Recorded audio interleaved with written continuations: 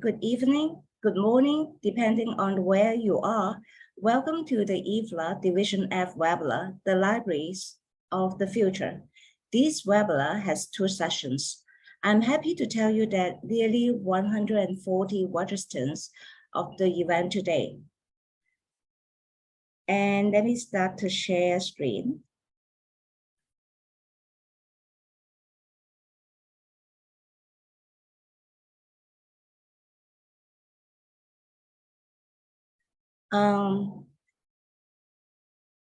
Right, so you can see my pictures on the screen.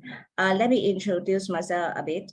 I am Helen Chen, the IFLA Professional Division Committee Chair of Division F, and also the coordinator of the webinar today. Let me tell you the housekeeping rules. Please provide us your questions in the Q&A features of the Zoom webinar. The webinar will be recorded. We will post the recording and the speaker's PowerPoint files on the event webpage after the event. And this webinar will be carried out in English. Here comes the speaker from the IFLA Acquisition and Collection Development Session, Andrew and Lilly Ho. Andrew is the Director of System-Wide Digital Library Content of the California State University System in the United States. She works collaboratively with the librarians on the 23 Charleston University campuses on to maintain and develop system-wide e-resources collections. It should be California State University. So she previously served as Associate Dean of Collections and Scholarly Communication at the California State University, Fullerton, maintaining the collection development, cataloging, acquisition, interlibrary loan, special collections, and scholarly communication operations, and publish and present collection development and management, the selections, ebooks, and streaming videos in academic libraries. She currently serves as the Information Coordinator of the IFLA Acquisition and Collection Development Session Standing Committee. Lilly Ho is an Assistant Director of Collections and Content at Library and Archives, Northern Territory in Australia. She represents the Northern Territory State Library in the National E-Deposit Steering Group and National and State Libraries Australia, Head of Collection Advisory Group. She is also a representative of the Standard Australia Telecode Committee on Learning, Education, Training, and Research. She is currently chair of the IFLA Acquisition and Collection Development Session and secretary of the Professional Division. She is interested in the topics of diversity and inclusion in the global library and information science field. So, Anne and Lilly, the floor is yours.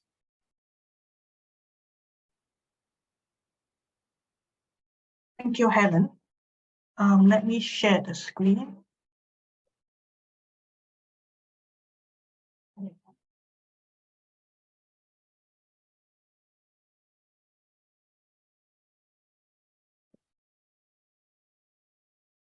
Can you see my screen? Yes, we can, Lilly. Okay, that's good.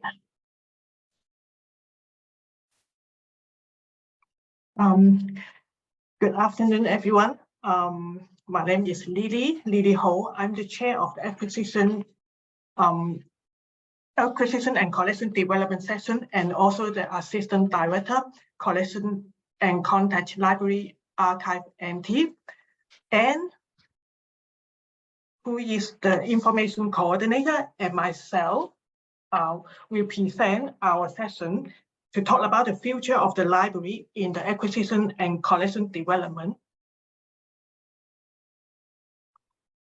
We will use the short term ACD instead of acquisition and collection development during our presentation in next 10 minutes.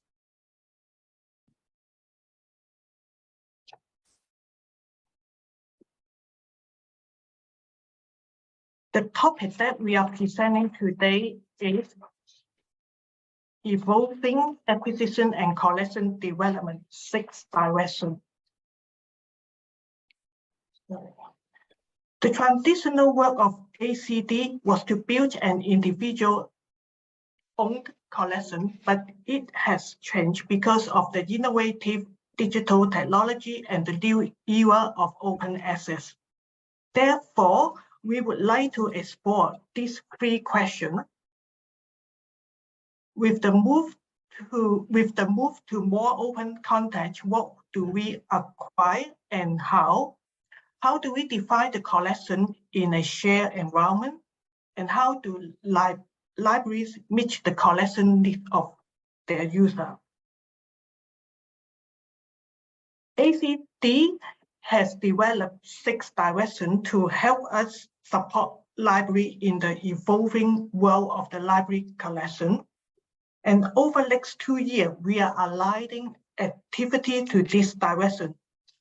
Now I pass to Anne to go over the 6 directions. Anne, please. Thank you, Lily. So these are our 6 directions that we have defined: strategies and practices, which is the various kind of practices of collection development within varying types of libraries throughout the world. Open access and open science, the impact of open access and open science on acquisition and collection development. Opportunities and challenges of acquisition and collection development, especially in consortial and collaborative environments. The evolution of collective action and shared collection development. Diversity, equity, and inclusion in acquisition and collection development practices. And evaluation and collection analysis. So on the next slide, thank you, Lily. We'll go through a little bit more of how we're approaching each of these topics. So we've narrowed it down to these 6 topics and have defined, we're going to have more questions than answers today of questions that we are posing as we are doing our work in the coming 2 years. So here with collection, acquisition, and collection strategies and practices, we're thinking about the changes in both what libraries acquire and how we acquire them, and even whether libraries acquire, especially in relation to open content and enabling discovery rather than necessarily acquiring and owning content. What changes affect these strategic decisions, and how will we go forward with changing our practices accordingly? Are visions the same or different all over the world and between library types?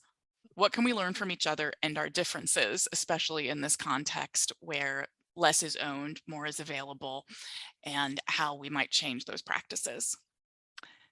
So if you want to go to the next slide, please, Lily. So related to the first strategy is our impact the impact of open access and open science on acquisition and collection development. So what does acquisition and collection management mean with open access resources? How can libraries be more proactive in managing the OA resources? And what are best practices from a global perspective? The session that we were involved in organizing at the last conference in Dublin was specifically about enabling discovery of open content and adding those materials to discovery layers and catalogs so that they become part of the collection alongside owned and licensed materials. So to the next slide, Lily.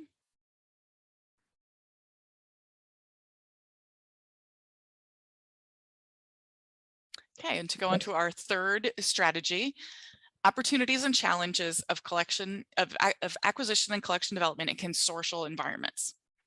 So as we work more collaboratively in a larger shared environment, what are the pros and cons of when should we be working locally and when should we be working collaboratively? And what are the best practices in consortial collaboration?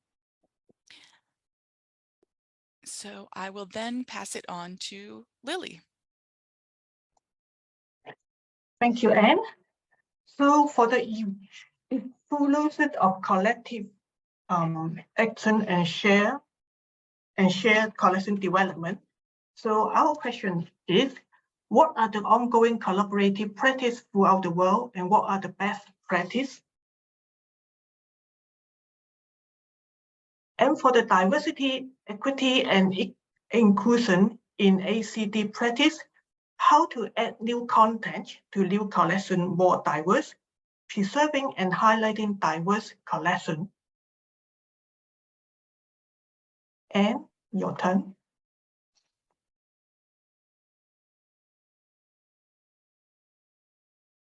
You are on mute. Yes, thank you. Excuse me. Took me a moment. That in these environments of both open content and content that we have been licensing and adding to collections, how do we then further evaluate how well this collection is serving our users? How relevant is the evaluation regarding collections? What tools would be most useful in the current and future environments? And what are the best practices? We have been talking for the last couple of years specifically about kind of defining some best practices in this area and what are tools that we can recommend to libraries of various sorts. So if you want to go to the next slide, Lily. Yes. And here is our promotion of the 2 sessions that we are actively involved in the coming session at this coming work at Rotterdam. Keeping with our theme of open access and open collections, learning from pitfalls and embracing the promises of open educational resources and collection development. The discussion will be a panel discussion of different speakers discussing using open educational resources and within library collections. And I'll let you discuss the next topic, Lily. Thank you, Anne. The next topic is a co-present section. It is in a World Cafe format. ACD co-present with library theory and research session on the topic about new frontier in migration, new vision from librarianship. So the session will be held on 23rd August, Wednesday afternoon in Rotterdam. And your turn. Yes, and as the information coordinator, I should certainly let you know where you can follow what we are doing. And here is the link to our website where we have posted our activities throughout the year and updates, as well as where our call for papers was and where we'll be posting more about the sessions and activities that we have at the conference. And also please follow us on Twitter as we link back many times to the information that's in more detail on the website. Okay. That's all for our presentation. Thank you. Thank you. Okay. So remember August the 22nd and also August the 23rd at the Congress. And thank you very much for the inspiring sharing from Anne and Lily. And here comes next. Let me share screen now.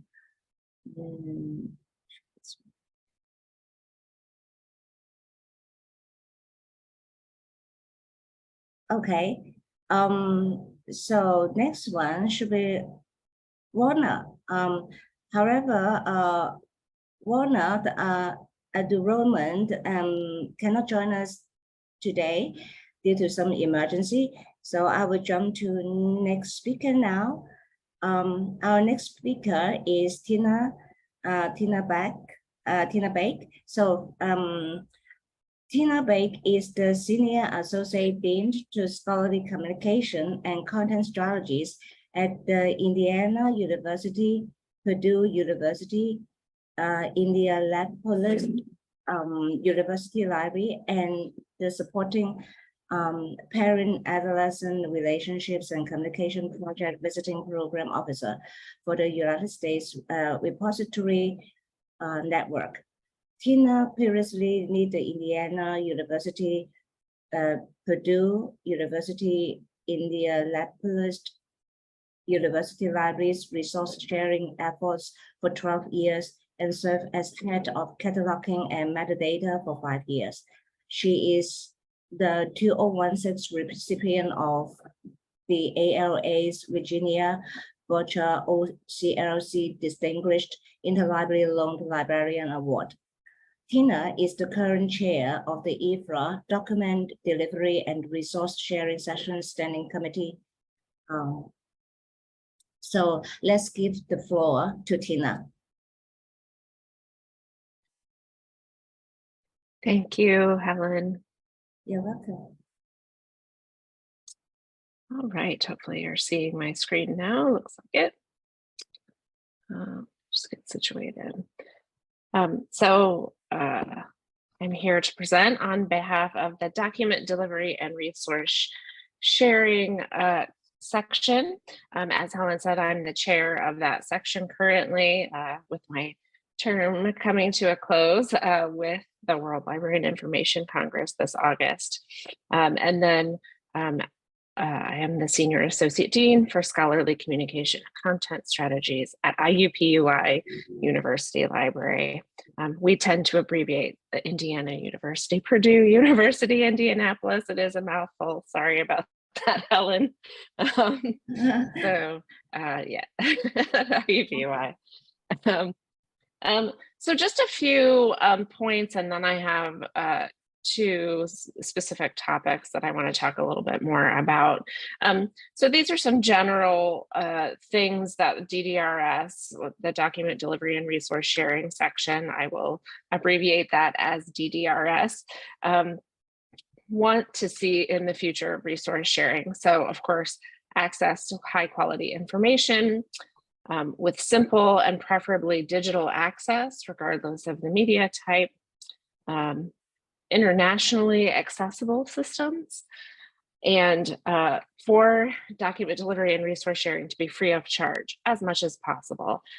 We do understand that libraries may need to recoup shipping costs for physical materials, especially currently. I know shipping costs are quite high. But in general, we hope to see sharing happen free of charge. And the sort of two center points there relate to the two things I want to talk about more specifically today. And that's the future of received or resource sharing during COVID-19. Received started as a pandemic response.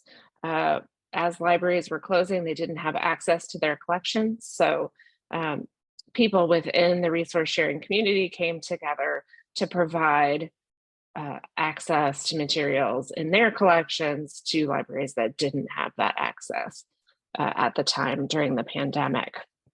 And Received continues to be operational, and the Received vision is to is shared with IFLA's vision of a strong and united library field, powering literate, informed, and participative societies. And our mission is really to ensure equal access to information, particularly during times of crisis, through a high quality, open, free, and collaborative document supply service. Which brings me to this notion of we've been trying to think of what else Received could stand for. It stood for resource sharing during COVID-19. And right now we're thinking of something like resource sharing during crises and disasters. The V in that case would, I guess, be silent. But we recognize through this work, through the pandemic, that libraries really need support during these times of crises and disasters. And IFLA does have principles of engagement, and they just released in the last few weeks, principles for responding to conflict. And those principles really emphasize the protection of cultural heritage materials rather than ongoing access to information by the affected communities. And cultural heritage is clearly very important and should be protected. But we also know in our experience with Received that research goes on during times of crisis and conflict, and that information can actually be key to disaster response and recovery. So this is something that we want to continue providing long-term beyond the COVID-19 pandemic. So we're trying to build some more structure. This has been largely led by a small group of volunteers with many, many volunteers across the world providing resources to other libraries. But we do want to create a received steering committee, and we'll be managing an election of that received steering committee, which will be composed of both members of the DDRS Standing Committee and volunteers, received volunteers. And that steering committee will help manage that received service. Right now, Peter Bay, whose original idea received does a lot of the management of this, and it's more than a one-person job, or should be more than a one-person job. So if you've participated in received over the course of the last few years, watch for information about the elections and volunteer to be part of that steering committee. The received platform will also be shifting. We're in the process of developing a new website with more content. And there's a new software that's been built through grant funding, European Union grant funding, through one of our institutions, partner institutions, CNR in Italy, that we want to use for request management. Right now, Received is built basically on a Google Sheet, which gets a little overwhelming after a while with the number of requests. So we'll be doing a beta test of that software for request management, and then be offering future trainings, both virtual and in person, of the software and the Received process. The other thing I wanted to talk about, blatant self-promotion here, is our open session at the World Library and Information Congress, which is titled Controlled Digital Lending from Various Perspectives. If you're not familiar with controlled digital lending, or CDL, it really is the practices and technologies that allow libraries to loan print books to digital patrons in a lend-like print fashion. So the notion is you own a print copy of a book. That means as long as you don't lend out that print copy, you can lend a digital version of that print copy out for a time. Here we go, principles. So you must own a legal copy of the physical book, and then you have to maintain this own to loan ratio. So you can't lend any more digital copies than you own of the physical book. And then you have to use technical measures to ensure that the digital file cannot be copied or redistributed.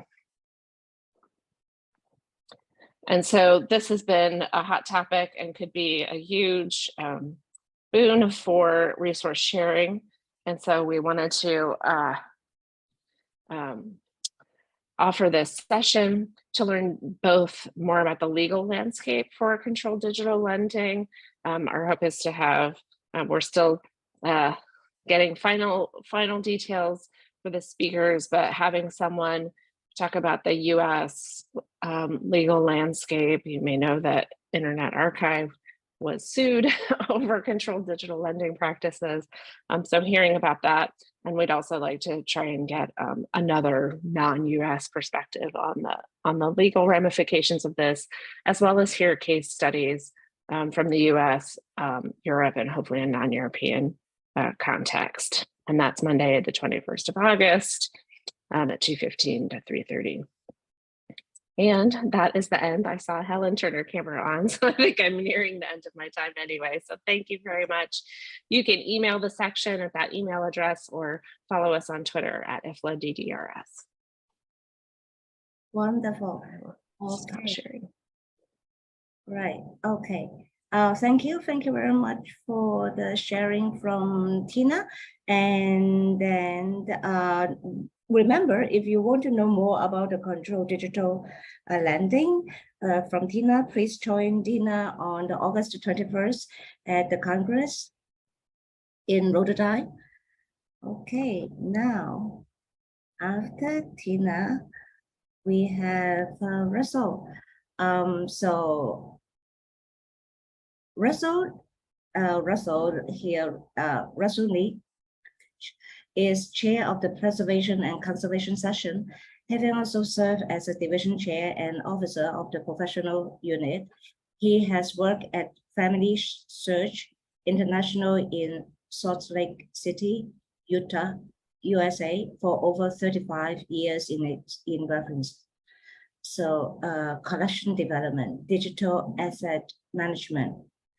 Russell has a Master of Library and Information Science from Brigham Young University and an honor BA in French from the University of Utah.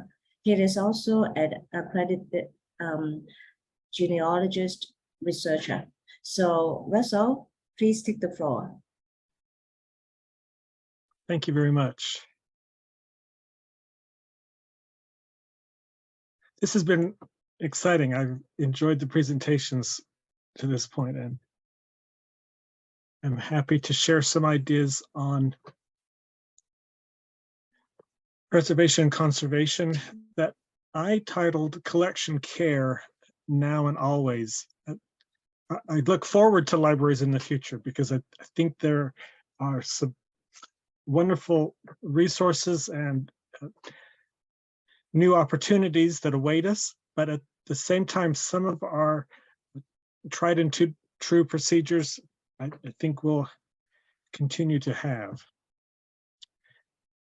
including the need to take care of our collections. I'd like to begin talking about access to information, just as Tina mentioned in her DDRS presentation, that I believe in the future, access to information is going to increase as this is an important concept for IFLA and other organizations. I think the more we can make things available, as was mentioned, freely and in a format that our users can access, it'll just make their situations better. I think the growth of information also makes more reliable information available, and that users will be able to verify the accuracy based on the source or sources of information that they see. I believe this is going to be important with the influx of artificial intelligence, and that we're going to want to help teach information literacy to people so that they're able to understand where the sources of information that they see. Also, to me, access to information implies letting the public know that we have the material. We don't want information just sitting in our libraries without people understanding what we have and that we are a resource for them. So we'll want to develop ways to inform others what artifacts we have and how they can access them.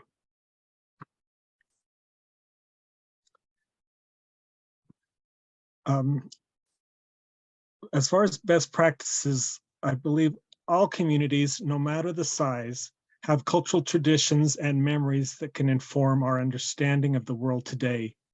Documentary heritage, as records of these cultural traditions and memories, help us respect the heritage of others and celebrate our differences. Throughout my presentation, at times I'm going to talk about cultural heritage, but I also, as Tina mentioned, it's also important that we share technical information, scientific information. So keep that in mind as you hear me talk. Also, for preservation and conservation in the future, we will have more ways to share best practices worldwide. And this will include standards and processes that fit the capabilities of the librarians who manage the collection. Our section has prepared practices in a model of good, better, and best. Sometimes a library really only has the capacity to do some good preservation or good conservation and doesn't have the equipment to do maybe the best process. But we try to help libraries understand that even some preservation can go a long way. As libraries increase their capacity to preserve and conserve, then they can provide better support or even go up to the best level. And we feel that there are minimal steps that all libraries can take.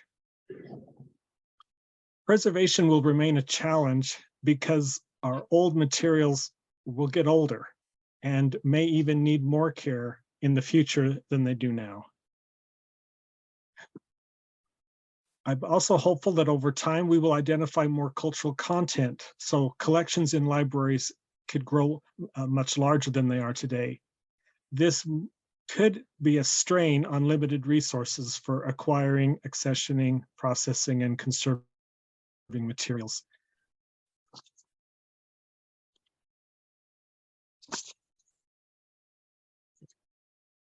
For digital content, libraries will be able to provide more resources to users. And I believe that over time, libraries will have more technical options than ever before. As new technologies are introduced, and often over time, the cost of implementing technologies can go down so that they're available for more people around the world. As was mentioned in the ACD presentation, consortiums can provide options when a library doesn't have the resources. For example, if a library cannot host a digital collection, then they can allow another organization to host it. And I recognize consortium can have pros and cons, or benefits and disadvantages. And so the library is going to have to weigh carefully whether it wants to participate in a consortium. Beside IFLA, the preservation and conservation section works with other organizations around the world in the sustainability of cultural heritage collections. And I know in the future, we will only strengthen our relationships with these organizations, which include the ICA, the International Council on Archive, and UNESCO, the United Nations Educational, Scientific, and Cultural Organization, and ICOM, the International Council of Museums, and ICOMOS, the International Council on Monuments and Sites, and ICROM, the International Center for the Study of the Preservation and Restoration of Cultural Property, and lastly, the Blue Shield. As we work with these groups, we will continue to, I think, thrive in the GLAM community with galleries, libraries, archives, and museums. I'll close just by sharing some information from the UNESCO Memory of the World. And the vision of their program is that the world's documentary heritage belongs to all. It should be fully preserved and protected for all, and with due recognition of cultural mores and practicalities, should be permanently accessible to all without hindrance. The mission of the Memory of the World program is to increase awareness and protection of the world's documentary heritage and achieve its universal permanent accessibility. And there are three objectives that underpin the Memory of the World program that we've already heard about tonight. The first is to facilitate preservation by the most appropriate techniques of the world's past, present, and future documentary heritage. Then to assist universal access to documentary heritage. This may be done by encouraging institutions and individuals holding documentary heritage to make it accessible as widely and equitably as possible in analog or digital form as appropriate. And lastly, to increase awareness worldwide of the existence and significance of documentary heritage, and thereby foster dialogue and mutual understanding between people and cultures. Helen encouraged us to share our events at the World Library Congress in August. So we have two things. We will have a satellite meeting in Amsterdam, which is the 17th through the 18th of August. We will discuss emergency preparedness and response. And this is a joint meeting with the National Libraries section. And then we will have an open session, which will be a workshop on disaster planning on Thursday, the 24th of August. Thank you for your time. Thank you. Thank you very much for the provoking sharing from Russell. Especially you remind us about the importance of access to information, cultural and preservation, and also the cultural content, digital content. So everyone, if you want to understanding more about all these, please join the preservation and conservation sessions, different activities at the Congress, including the day just mentioned by Russell, August 17 and 18, the satellite meetings, and also August 24th open session. Great, wonderful. So let me share screen and go to see who's next. Okay, now let me introduce our next speaker, Meg Phillips. Meg has served on the IFLA Rare Books and Special Collection Standing Committee for 8 years on behalf of the United States National Archives and Records Administration, NARA. Ms. Phillips has been the External Affairs Liaison for NARA since 2013, and she has been the Vice President Program for the International Council on Archives since 2021. She has a Bachelor of Art and Master of Art degree in History, a Master in Library Science, and a 25 years of experience as an archivist, records manager, and project manager at NARA and in private institutions. So, Megan, the floor is yours. Thank you, Helen. I will share my slides, which may take just a second. Could you please tell me if Yes, we can see the okay. presentation file on screen. It's not the full screen though. I'm working on that. Okay. There we go. Does that look better? Yeah, there you go. Excellent. Thank you very much, Helen. So as Helen said, I'm in my 8th and final year on the Standing Committee for the Rare Books and Special Collections section, and it has been a really enlightening experience, and I will be sorry to be rolling off the Standing Committee. It's a really vibrant group. So my goal today is to introduce this section to outline our vision of the future of rare books and special collections libraries, point out a few of the challenges to achieving this vision of the future, and review some of the section's projects that are helping to build towards the future that we actually want to see. So let me start off by introducing the section. So the Rare Books and Special Collections section provides a forum for discussion and exchange of information on matters of particular concern to rare book, manuscript, and special collections librarians, including the collection, preservation, description, and use of such materials in all types of libraries worldwide. So we're concerned with a full range of rare books and special collections, including the sort of beautifully illuminated early printed books that you might have in mind when you think of rare books. But we're also talking about special collections of all sorts of kinds, some that are not particularly old or some that are not aesthetically all that beautiful. For example, we might collect cheap popular print, which sometimes is rare because it doesn't survive because other people have not collected it, or special collections that might be valuable because they bring together a collection on a subject of local or national historical significance. Anything from early maps, collections documenting the history of local organizations, or maybe local immigrant communities. The variety of things that rare books and special collections libraries around the world collect is really vast, and local practice varies quite a bit as well. The future of rare books and special collections that we envision in the section has a number of different elements, which I'm just highlighting quickly here. In an increasingly shared digital world, rare books and special collections are the unique heart of their libraries. And indeed, they can be the symbolic heart of entire communities. The Rare Books and Special Collections section anticipates a future where these collections are valued as an essential part of community cultural heritage, symbolically important to the history of places, to communities, and to intellectual traditions. Rare books and special collections are also relevant to current issues, and the rich sources of information are regularly used for better understanding of current challenges. These are not merely historical collections, but they're connected to people today and to issues today.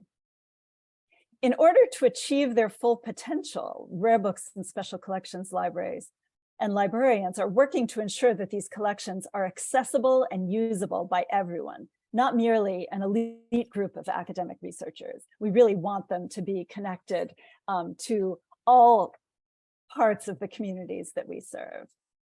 We also believe that improved description and metadata will help make collections discoverable by everyone who might need them, and collections will be connected through technologies like the semantic web.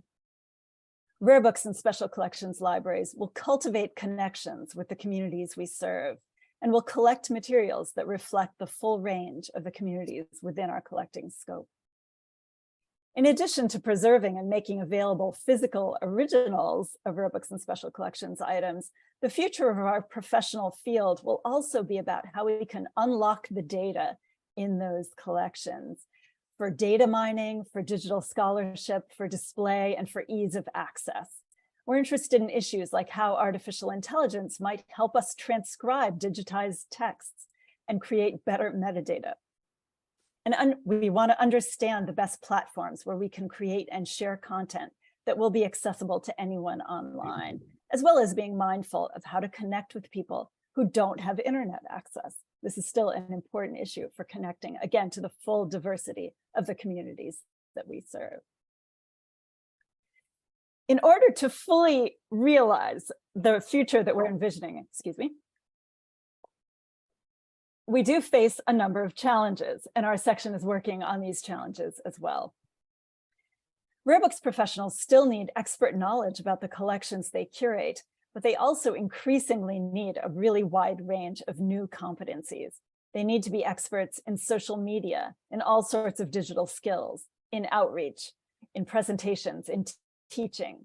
The section has developed a competencies document for rare books and special collections professionals, which is designed to be an evolving guideline to help point out to managers and to students in the field the sorts of competencies that are required to be successful in rare books and special collections librarianship. But we understand that this is changing over time, and more skills, in particular digital skills, and advocacy skills and outreach skills, are necessary to realize our vision of the future. The keepers of cultural heritage are increasingly being challenged, and rightly challenged, about the history of our collections. Some collections are associated with slavery or with dubious provenance practices. So there can be differences of opinion about ownership and demands for repatriation or reparations for collections that do not have a clear chain of custody. People who work with these collections need a really strong ethical framework in which to build their collections, and where necessary, to refuse new collections or return existing collections that rightfully belong somewhere else. We also believe that we will need to develop new kinds of collections that reflect the subjects that are of interest to researchers today and in the future. Climate change is a very clear example. And we also need to build collections that better represent voices which have been silent or hidden in the past, in collections that traditionally had been collected by sort of the dominant cultural actors in our countries. So we want to do a better job of recognizing those silences and the gaps in our collections and filling them through new collection development policies. So how the Rare Books and Special Collections section is helping to build towards the future that we envision is a series of events and other activities, which I will quickly review with you now. In March of this year, the section held a business meeting, a planning meeting, and also a symposium jointly held with Searle and with the University in Uppsala, Sweden, on libraries in the time of war. This was a very timely discussion, which connected in-person attendees and also online attendees connecting the real experiences of people dealing with the legacy of war in the past and current war situations. Also with the work of Blue Shield International, which presented at our symposium. Upcoming this summer at our satellite meeting in Leiden, we will be having a 2-day or day and a half meeting on empire, indigeneity, and colonial heritage collections, confronting difficult pasts and building just futures. So that will be in particular addressing these issues of how to decolonize the collections that have been historically dominated by colonial powers. At the World Library and Information Congress, we will be offering a session on 21st century description for heritage collections, changing perspectives. I'm sorry, I can't read my own slide, forgive me. And changing cultures, intended to make sure that our description respectfully serve the needs of researchers from the communities that we have collected about, again, kind of decolonizing our description. We're also planning a webinar even before the World Library and Information Congress on what happens when a book is lost, cooperation between libraries and the rare book trade, held jointly with ILAB about their missing books register. And that will be held on 11th of May. Excuse me, it was held the 11th of May, 2023. We have another another set of important activities that we want to make sure you know about. The competency guidelines for rare books and special collections professionals, which I mentioned in passing, was published in 2020 and is now available in a wide range of IFLA languages. The section has been responsible for a survey and is working on ongoing analysis on the value of special collections, value in all of its senses. We're also doing a survey on rare materials cataloging with RDA. And we have a series of ongoing partnerships and collaborations with other entities in sister professions, including the Consortium of European Research Libraries, or CERL, with whom we co-sponsored the symposium in Uppsala, the International League of Antiquarian Booksellers, or ILAB, and the International Council on Archives. I'd like to refer you to our website, our Twitter handle, and our blog for more information about the section. Forgive me, my voice is gone. Thank you very much. Okay, thank you, Meg, for the very interesting sharing to us, and especially you tell us more about the unique heart of libraries and communities. And I'm really impressed about the challenges you mentioned about. So please join Meg at the Congress for the sessions offered by the Rare Books and Special Collection sessions. Now, let's go to the PowerPoint slides and see what's next. Okay, so here we have Julie-Ann Winkelstein. Oh no, it should be this one. Yes, okay, Julie-Ann Winkelstein. So now Julie-Ann Winkelstein has a Master of Science in Libraries and Information and a PhD. She is a librarian, writer, activist, teacher. She's the author of Library and Homelessness, an Action Guide, ABZ, CRIO, as well as several book chapters and journal articles, and was a contributing author and primary editor of the IFLA guidelines for library services to people experiencing homelessness. Winkelstein created and teaches a library school master's level course on homelessness, poverty, and public libraries at the University of Tennessee, Lowville, and a similar course at the University of Washington. She has presented internationally on the topic of libraries and homelessness, including LGBTQ plus youth homelessness, and through an Institute of Museum and Library Services, IMLS, Brand provide trainings and workshops for library staff on this topic. She worked for 20 years as a public librarian in a range of roles, from jailed and prison librarian to family literacy coordinator to young adult and children's librarian. Her work focuses on the intersections of social justice and public libraries. I now pass the floor to Julie. Julie, it's your turn now.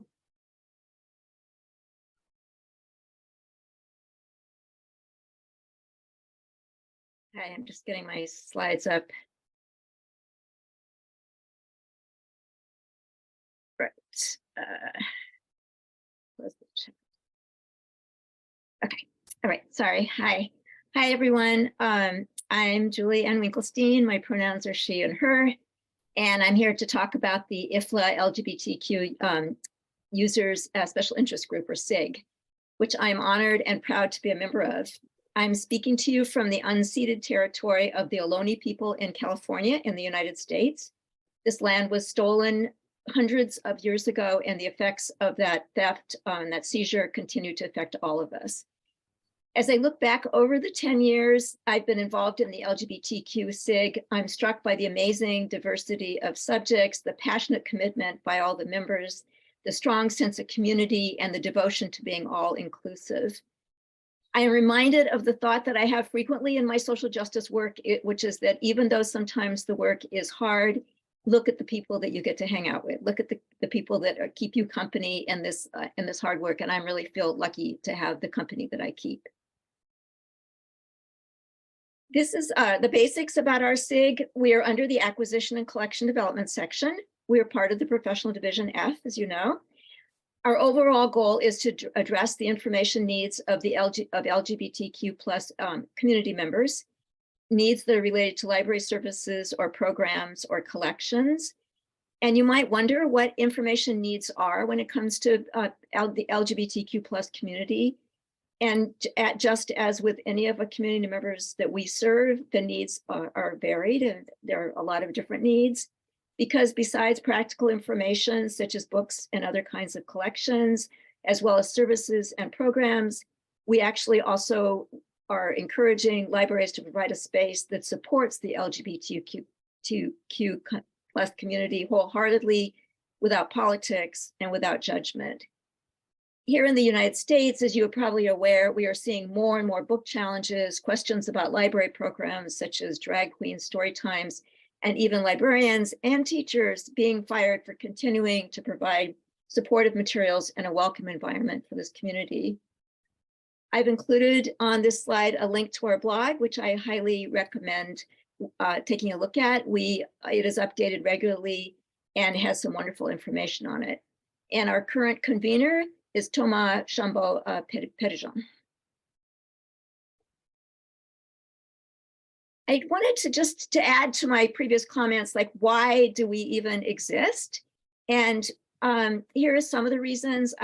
Thomas and I had a conversation a few days ago about like, if I was going to lay it out, like, what would I say? Why do we exist? And so these are some of the things we came up with, that we are here to build bridges so that we can keep connections between people in the community who have a range of life experiences. We aim to provide education and information and raise awareness about LGBTQ plus lives. We offer insights into how to support both the LGBTQ plus community and the library staff. And we look closely at intersectionality. One of my passions is actually maintaining a constant awareness of intersectionality. I've provided the most recent definition here on the screen, on the slide, from Kimberly Crenshaw, who coined this term many years ago in 1989. So this is sort of her updated version. And what I really appreciate about this is that she is talking about power. And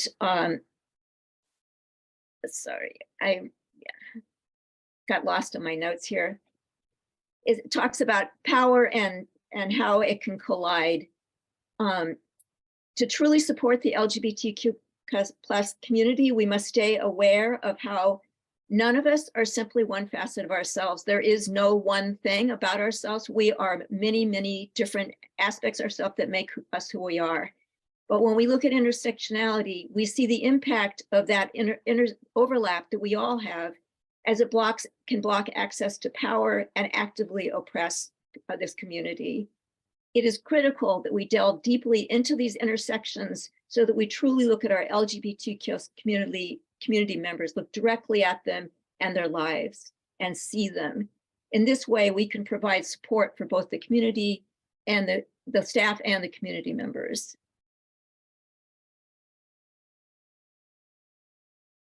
This is just a little bit about the history. We were officially approved in 2013, and I was there when that was approved, and I've been a member ever since. When I looked back over many, many, many notes from all of our meetings over the last 10 years and the conferences and people's contributions to what the work that they're doing in their countries and their libraries, in their communities, I put together this list that just gives you an idea of the kinds of topics, the range of topics that we've talked about or presented on or discussed or people have written papers about, or all of the different things. And so you can see there's quite a list. Books to prisons, equitable access, collection policies, best practices. Since my PhD and my dissertation was on homeless LGBTQ youth, I am particularly interested in poverty and homelessness and what libraries can do to address those topics, which of course are intersectional topics again. Disabilities, aging, using appropriate language, just all working with other sections, a real range of topics. And this is an infographic that was created in 2018 by our previous convener, Anne Redcliffe, and I put the URL there in case you'd like to use it, download it and use it.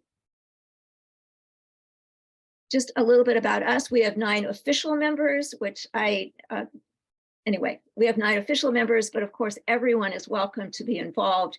We enthusiastically welcome you to attend our meetings, be part of our programs, and be exactly as involved as you'd like to be. These are examples of past papers that were presented at WLIC over the years. As you can see, again, there's a real variety of topics that fall under our SIG. Public libraries and private space. The first one is homeless queer youth, which was my topic also. Art, library drag story times, citizen participation, the Rainbow Library, and reducing the suicide risk of LGBTQ plus library users. The last one, this reducing the suicide risk, is really concerning. For example, just as one small statistic in the United States, the National Institute of Mental Health found in a study that they did in 2021 that, quote, after taking demographic factors into account, the researchers found that the suicide risk was 3 to 6 times greater for lesbian, gay, and bisexual adults than for heterosexual adults across every age group and race or ethnicity or category. This is why this topic, as all of the topics I think that we address, are so important. And then we have 2 upcoming events like everybody else, a little ad about what we're doing related to 2023 WLIC. The first is this satellite meeting, which is co-sponsored by the IFLA Management and Marketing. The topic is The Library is Open, creating safe working environments for LGBTQ plus library employees and marketing supportive LGBTQ plus services. The keynote speaker for this is, you can see here on the slide, is Leslie Weir, who is the IFLA president-elect. And then for the WLIC 2023, our presentation is From Personal Narratives to Collective Memory, Archiving LGBTQ plus lives and communities. And I love the way that so many of the things that have already been talked about, mine sort of fits in with so many of the different aspects of what people have talked about already. And this is just a summary of the description of our program. LGBTQ plus archives are essential for preserving the history and memory of this community. They're often fragmented and inaccessible. And as Meg pointed out, there are missing voices and gaps, and it's so true. So it makes it difficult to understand the history of this community.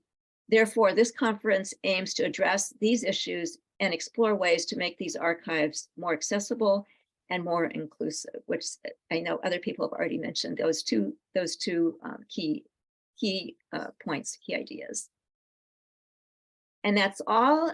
Thank you. And this is my email address if anybody has any questions. And I hope that you will join us and become part of this SIG. Thank you.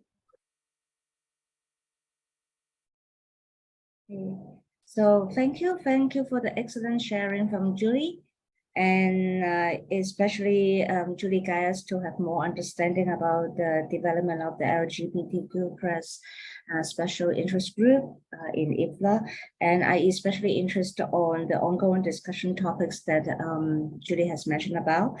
So if you want to show your support to this special interest group, the LGBT+, please join their activities on August 17 to 18. Okay, so Julie, would you please stop sharing? Yes, thank you so much. And then let me introduce our last speaker today. Oops. Okay, here you go. So our last speaker today is Anna Cascon.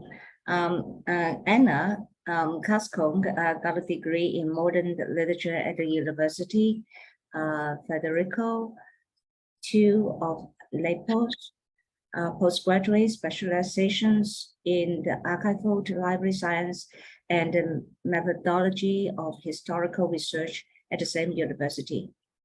The presentation title of Anna today is Designing the Future Together, Resilient Library Outreach that starts with children. So Anna, the floor is yours. Ok, allora, condividi schermo, condividi, un attimo. Okay. Can you see my screen? Yes, Anna, very clearly. Wait, but just a moment, I have to remove the, come si okay. Okay. Good morning.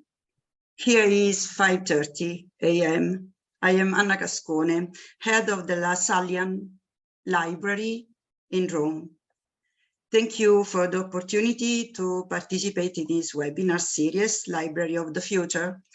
The title of my presentation is Designing the Future Together, a La Sallian Library Outreach that starts with children. In my presentation, I will outline the various projects we are promoting between the Center Library and our communities around the world and our schools. I will use this minute to introduce you our Institute of the Brothers of Christian School and the La Sallian Research and Resource Center. This presentation just to give you a better view of our reality, of our library and our users. Then I will mention the importance of networking between libraries and associations, and at the end, I will give some examples. Saint Jean-Baptiste de La Salle, the patron of Christian teachers in Europe, was the founder of the Institute of the Brothers of Christian School. Born into an aristocratic family in 17th century France, he dedicated his life to the education of poor children. Through this writing and innovative teaching methodology, De La Salle made significant contribution to the entire field of education. Today, the large De La Salle family consists of more than 3,000 brothers who, together with 90,000 educators and lay collaborators, work in more than 1,100 educational institutions in 80 countries, serving more than 1 million students, including children, young adults, and adults. The Generalate of the Brothers of Christian School is the residence of the Superior General and his council in Rome since 1936. La Salle Research and Resource Service works in the production of the Lassallian thought in dialogue with the living tradition of the Institute and the context of 21st century. The mission of Lassallian family is to devote a privileged space to develop personal autonomy. Through children, intercultural meeting points are sought among the various Lassallian communities around the world. Respect for the original culture and religions is the foundation of Lassallian pedagogy. Collaboration with a number of professional associations has been crucial to develop library projects in line with contemporary needs, in particular with the Association of School Librarianship, the Italian Pedagogical Association, and the Italian Association of Public History.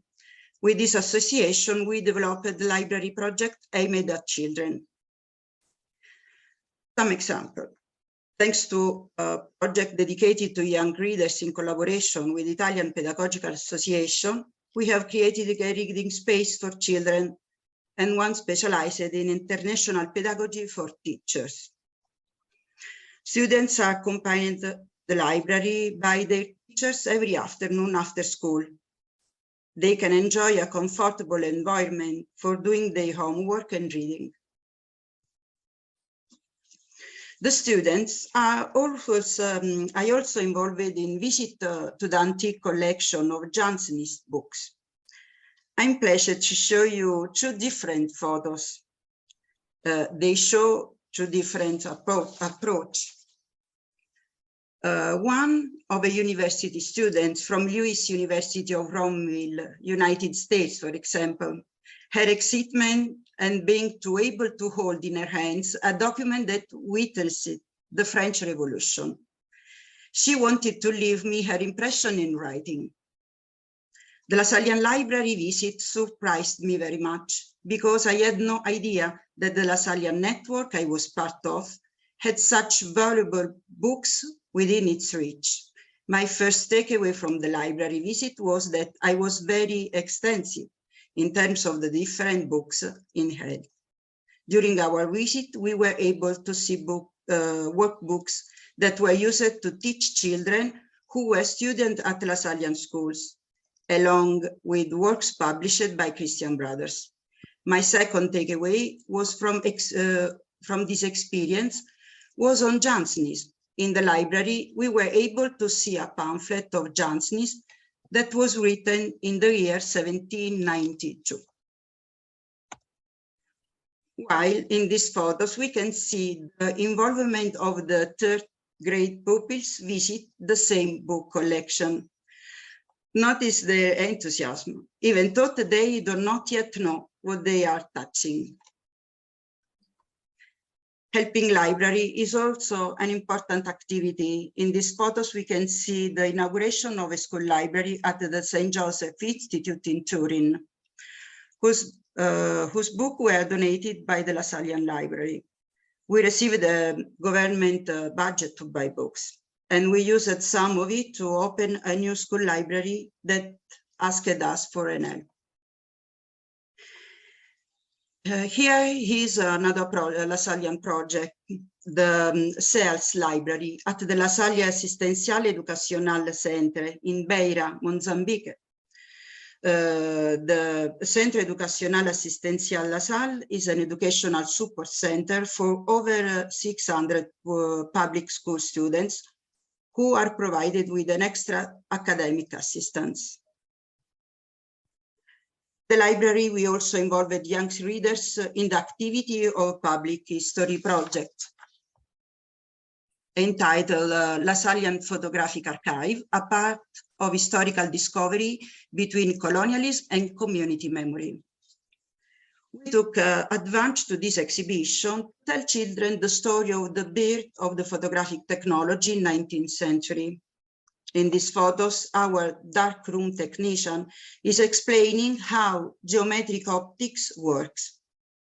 They really enjoyed the photographic history workshop, and we will repeat this workshop in this afternoon with the fourth grade pupils.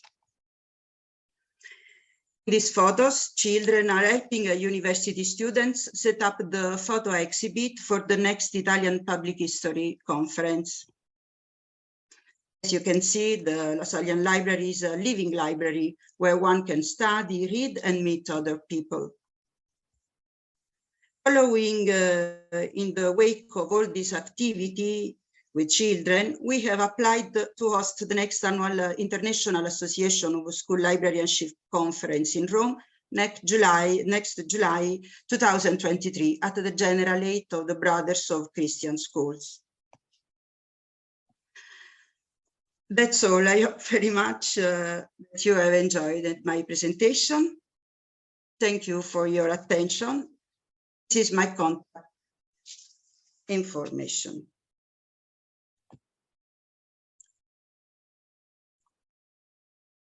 Okay, thank you very much, Anna. And then would you mind stop sharing? Yeah. Wonderful. So thank you for the excellent sharing from Anna, and then especially to guys understanding more about the Lasagnian collaboration projects from different perspectives, and also some information about the ISL's Congress on July the 17th to 21st in Rome. And now is our Q&A session. So for the audience, you can provide us the questions in the Q&A box of the Zoom features. I have some questions right here for all the speakers. Maybe let me start from Meg Phillips. So I would like to ask, what did the Rare Books and Special Collection session learned from the pandemic experience that you take forward into the future?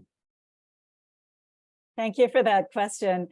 The pandemic was a real challenge for many Rare Books and Special Collections librarians. Many of us were working from home in a way that we had not been in the habit of doing ordinarily. But we found that in many cases, people were able to really focus on creating better metadata to improve the discoverability of their collections. And they were able to invest that time in a way that we're continuing to benefit from. But the other major thing that we learned, probably sort of knew already, but really proved how important digitization of our collections is for maintaining access for people who cannot come in person. So that has really democratized and broadened access to our collections. We're able to serve people who cannot reach us, whether we're in a lockdown situation or not. So we really learned a lot about operating in a digital environment, as well as the things that Rare Books and Special Collections librarians actually can do while working from home, even if they may not have thought there were very many opportunities there. Mm-hmm. You're right, especially you talk about technologies, and then right now the hot topic about the generated AI, and yeah, this is some of the it opened a new area that we can further our exploration, and to see how is it related to our own work every day. Our next questions go to Russell. So Russell, I would like to ask you, what challenges will libraries face in the future? I think the challenges for preservation and conservation in the future will continue to be adequate resources, making sure there's enough staff that have the time and training to work on preservation and conservation. Everything comes at a cost. So to make sure there's the storage space for the physical objects, as well as good servers and responsive technology for the digital content, because we know that that's just going to continue to grow, and that the digital content is usable, that it has good metadata and can be discoverable and relevant to the people that and the users to meet their needs. Mhm. Right. And I know you are handling many challenging projects at this moment. So I look forward to, I should say, we look forward to more sharing about the progress of different projects, especially related to conservation and conservation in the near future, especially in the Congress. Yes. So how about Lily and Anne? That is one question that maybe all of us want to know is what are the 6 strategic directions of future acquisition and collection development? And would you want to answer this question? Sure, I can. So as we went through in the presentation, we defined these directions through much work over the last couple of years to inform a long-term plan. And we'll be putting focusing our activities along with these activities, along with these directions, which are acquisitions and collection development strategies, impact of open access and open science on collection development, opportunities and challenges in consortial environments, evolution of shared collections, and diversity, equity, and inclusion, along with evolution and assessment. Excuse me, evaluation and assessment. Yeah. Yeah, I especially, appreciate the clear strategic directions of this session because it has the common mission to all the members that you will go to achieve in the near futures. So thank you so much. And then I have a question to Anna. Anna, can you tell us more about can children and Asians and rare books coexist? Yes, sure. Children need to be stimulated. They are very curious, and in the library, they can develop the attitude to ask for a question. And we have to provide them with the answers using a proper language. Reading stimulated the imagination and get them used to ask and looking for an answer. And it was very nice to bring them in the rare book collection. They were very excited. I'm especially interested to know that you're really, emphasize on the understanding of children's in the library, resources and how to use the resources for their learning. Yeah, can you tell us more about why children? That is because first, because our community, we have schools, we work with children, and really I work at the generalate of the Brothers of Christian School. Really, all of them, they are very old. So I prefer to work with children because children are our future. And the input was because the school next my institution was without a school library. And some teacher came to my library to ask us for a place to read. So I had the idea to create a special place for them. And this project had a very big success, so that some other Roman schools asked me to help them to develop the same project, a school library. Wonderful. Yes. Wonderful. Yes. Hope we can learn more from you about the development of the projects you're holding in room. Okay, so next I have a question to Julie. Julie, so why is the LGBT plus special interest groups important?